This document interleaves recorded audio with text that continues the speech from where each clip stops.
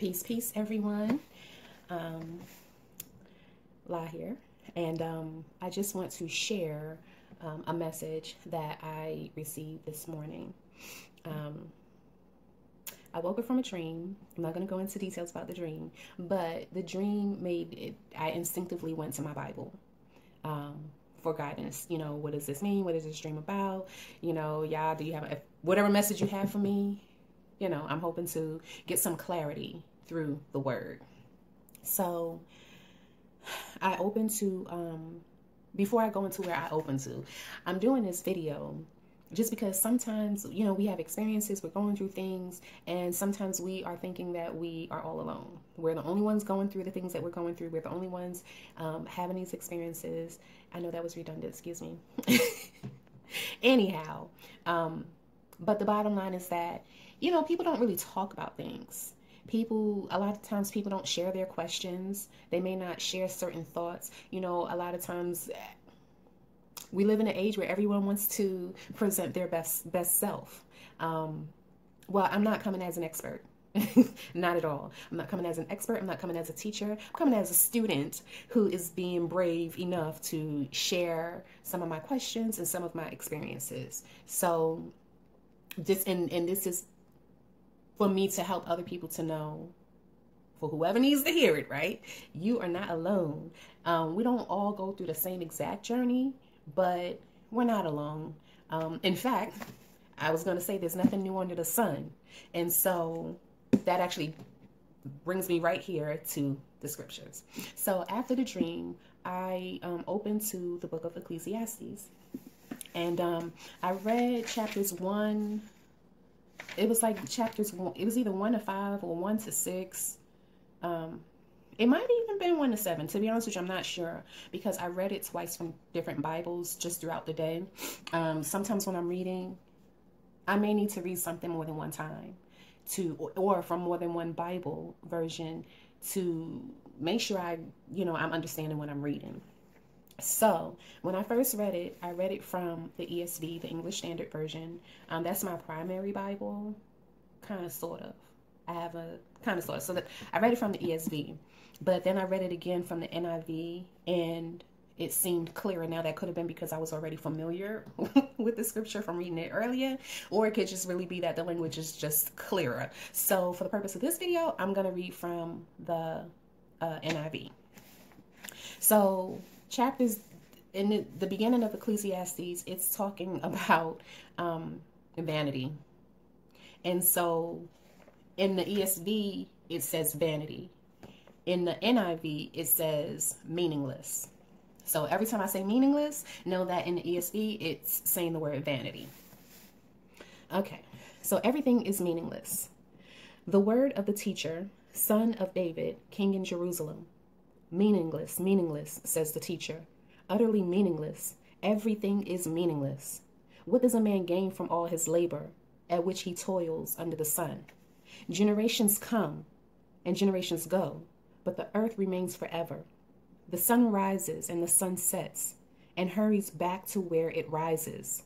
The wind blows to the south and turns to the north. Round and round it goes, ever returning on its course. All streams flow into the sea, yet the sea is never full. To the place the streams come from, there they return again. All things are wearisome, more than one can say. The eye never has enough of seeing, nor the ear its fill of hearing. What has been will be again. What has been done will be done again. There is nothing new under the sun. I'm trying not to make this video too long, so I'm trying to see where I'm going to stop, and okay. So I'm just going to skip a few lines, but then it goes into wisdom, and wisdom being vanity, or wisdom being meaningless. So that's at verse 12. I, the teacher, was king over Israel and Jerusalem. I devoted myself to study and to explore, to explore by wisdom all that is done under heaven. What a heavy burden God has laid on men. I have seen all the things that are done under the sun. All of them are meaningless, a chasing after the wind. What is twisted cannot be straightened. What is lacking cannot be counted. I thought to myself, look, I have grown and increased in wisdom more than anyone who has ruled over Jerusalem before me. I have experienced much of wisdom and knowledge. Then I applied myself to understanding of wisdom and also of madness and folly. But I learned that this too is chasing after the wind. For with much wisdom comes much sorrow. The more knowledge, the more grief. So I'm going to stop right there for a moment. And, that's something that I can kind of relate to a little bit. Okay, one thing I'm going to just say,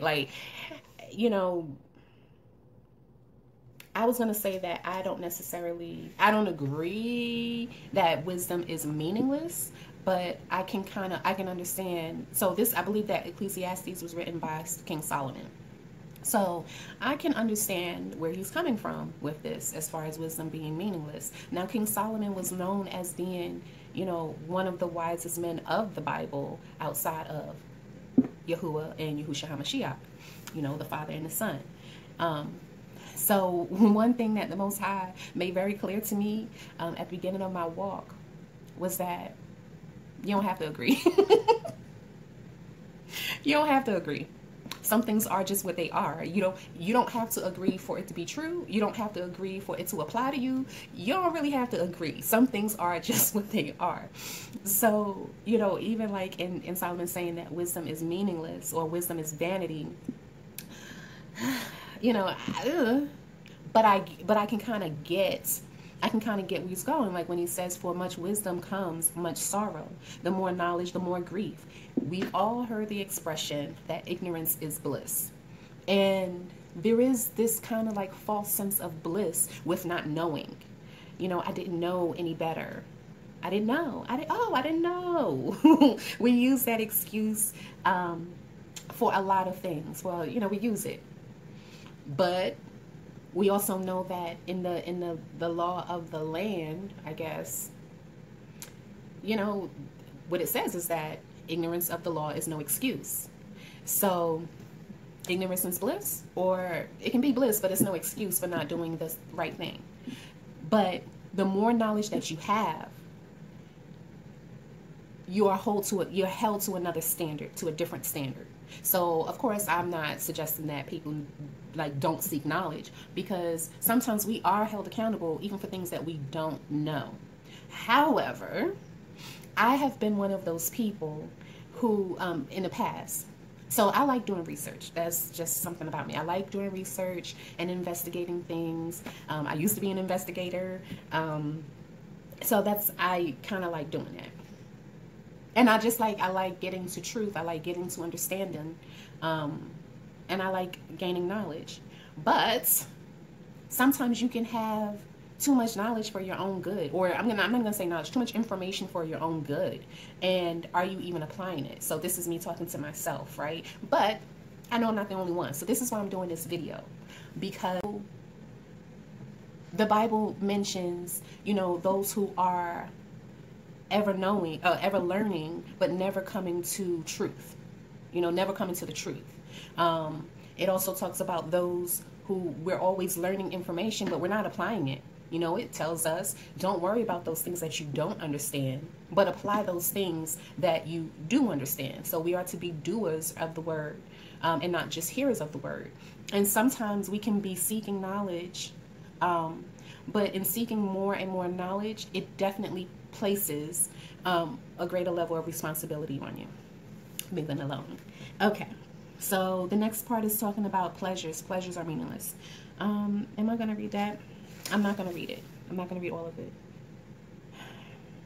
So he's talking about his works. He's talking about things that he accomplished in the kingdom, and he's basically saying that Solomon, he didn't deny himself any pleasure. He allowed himself to have anything that came to his mind that was pleasurable to him. So at 2:10, I deny myself nothing. I skipped some stuff. I denied myself nothing my eyes desired. I refused my heart no pleasure. My heart took delight in all my work, and this was the reward of all my labor. Yet when I surveyed all that my hands had done and what I had toiled to achieve, everything was meaningless, a chasing after the wind. Nothing was gained under the sun. So even in his seeking pleasure or allowing himself to, not denying himself anything, it wound up being meaningless to him.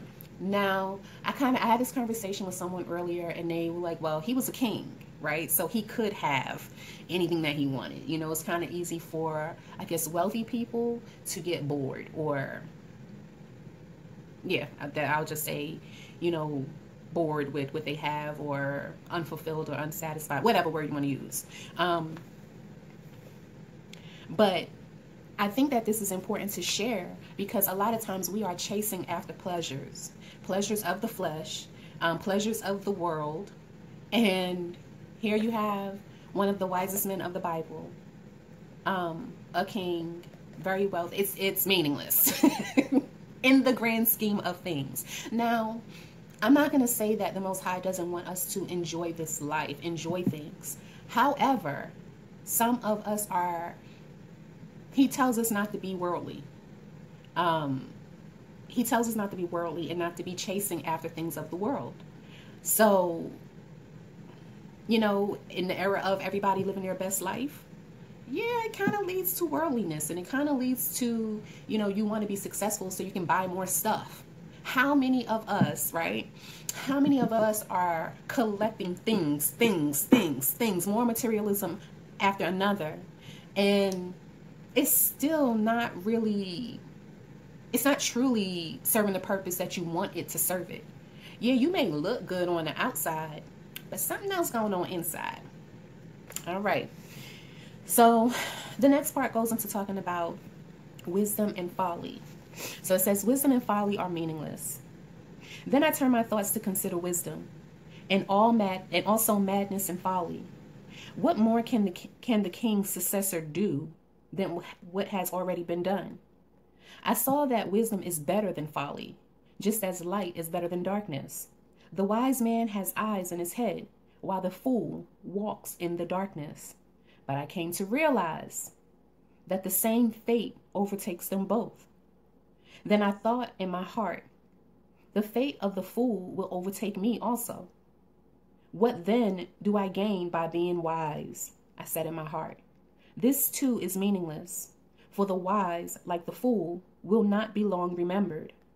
In the days to come, both will be forgotten.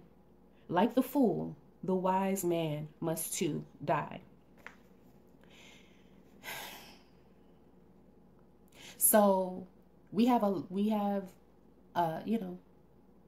knowledge, some of us are knowledge seekers and wisdom seekers. But what is the true motivation behind seeking the wisdom and the knowledge?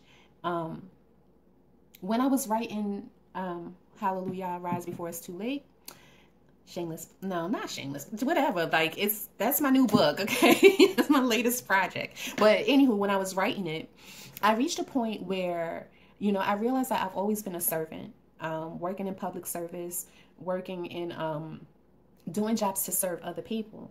It's part of my nature. And so there came a time when I was writing, when I started questioning my motivation. I started thinking about all of the different endeavors that I've had over the years. And I started really trying to get at why I was drawn to those endeavors. Why did I want to do those? Was it strictly to serve other people? Or was I serving myself? Was I serving the Most High, right? But was I serving myself? There came a point when I realized that some of the jobs that I had, some of the things that I did, they also served my ego. I always knew that I wanted to do something important and significant, right? I just did. And so some of the careers that I've had, some of the jobs that I had, it kind of made me feel, just a little bit important. And it served me. It served my ego. Now, I also took pride in my work. And so I made sure to also serve, the client, whoever I was serving at the particular point in time. But I had to be honest with myself and check my motivation. And so when it comes down to wisdom, why are we seeking wisdom? So for you watching, if you are a wisdom seeker or if you are a truth seeker, do you know why you're seeking it? These were just questions that kind of, you know. Okay. So the next part talks about toil is meaningless. Again, in my other Bible, Vanity. Okay. So he says, so I hated life because the work that is done under the sun was grievous to me. All of it is meaningless, a chasing after the wind. I hated all the things I had toiled for under the sun because I must leave them to the one who comes after me. And who knows whether he will be a wise man or a fool. Yet he will have control over all the work into which I have poured my effort and skill under the sun. This too is meaningless. So my heart began to despair over all my toilsome labor under the sun. For a man may do his work with wisdom, knowledge, and skill, and then he must leave all he owns to someone who has not worked for it. This too is meaningless, a great misfortune. What does a man get for all the toil and anxious striving with which he labors under the sun? All his days, his work is pain and grief. Even at night, his mind does not rest. This too is meaningless. A man can do nothing better. Hold on, before I move forward.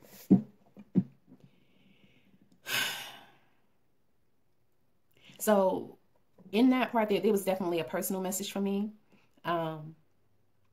But just in general, we think about our works. We think about the works that we want to do. Again, what is the real motivation? Some people will say peace of mind. Some people will say flexibility, to make more money, to better quality of life. We have a lot of different reasons. But what is it all worth in the end? So he says, a man can do nothing better than to eat and drink and find satisfaction in his work. This too, I see, is from the hand of God, for without him, who can eat or find enjoyment? To the man who pleases God, to the man who pleases him, God gives wisdom, knowledge, and happiness. But to the sinner, he gives the task of gathering and storing up wealth to hand it over to the one who pleases God. This too is meaningless, a chasing after the wind. Now, there are so many people who, they feel like they are in the rat race, right? You work hard. Some people work 2 jobs, a lot of hours, whatever, right? You're working hard. And there are some people still feeling like they are just barely getting by. Excuse me. Some people will say robbing Peter to pay Paul. I don't like that expression now that I'm thinking about it. Anywho, but y'all know what I mean. You working hard, but all your money is going to somebody. Well, for some people, okay? All their money is going to someone else. They're not even getting to enjoy their money. They're not even getting to enjoy the fruit of their labor.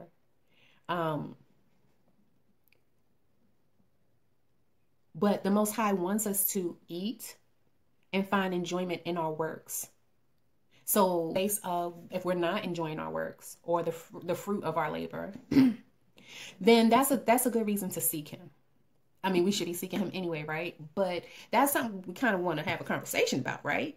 And you might want to think about whether or not what you're doing, whatever work you're doing, is it in the will of the Most High? Is that what he has for you? Now, when I read that part, I was in my feelings a little bit because I've experienced some struggle. We all do. But the Most High has kept me and ensured that, my children and I, that we have the things that we absolutely need. And so sometimes we'll be thinking that, oh, well, if you're flossing, then you're blessed. Not so much. Not so much. Blessed by who? So I had a little moment, you know, when I was reading it, I had a little moment because I'm like, well, I would like to see more fruit of my labor. But then I started feeling ungrateful. Um, and I had a personal message this week about contentment. So the next part, chapter 3, goes into a time for everything. And so some people will have a season of, you know, wealth.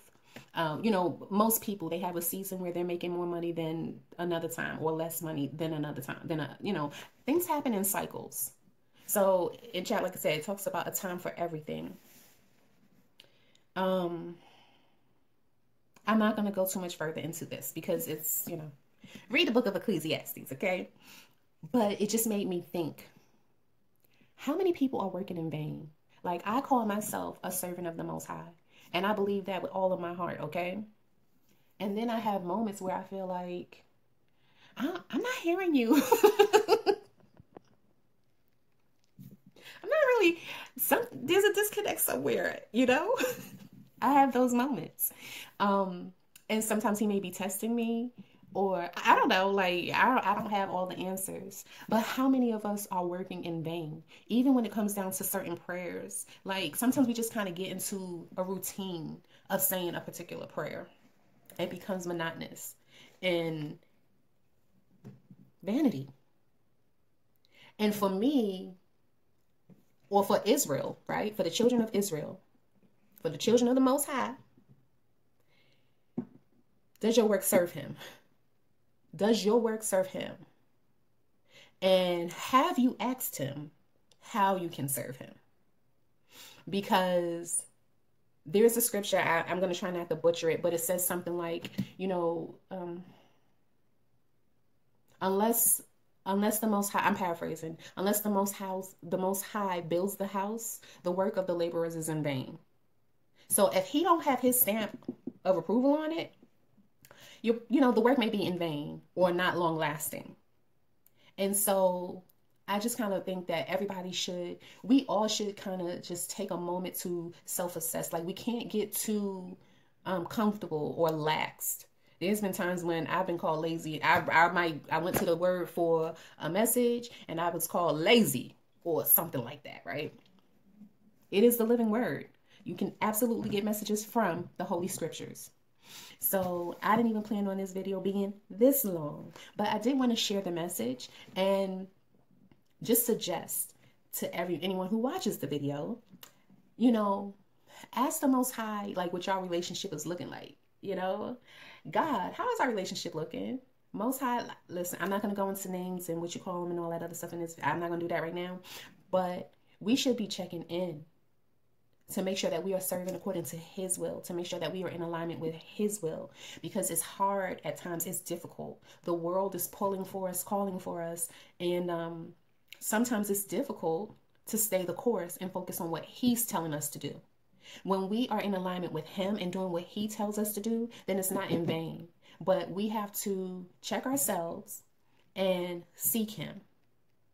So that's it. Just wanted to share that quick message and just question, you know, ask yourself, are your works in vain? Ask the Most High, are your works in vain? Money is not always the indicator of how blessed you are. Because when you leave, it don't go with you. Okay, that's it. So I'm about to go to bed. I hope that everyone enjoyed a positive and productive day. And till next time, peace.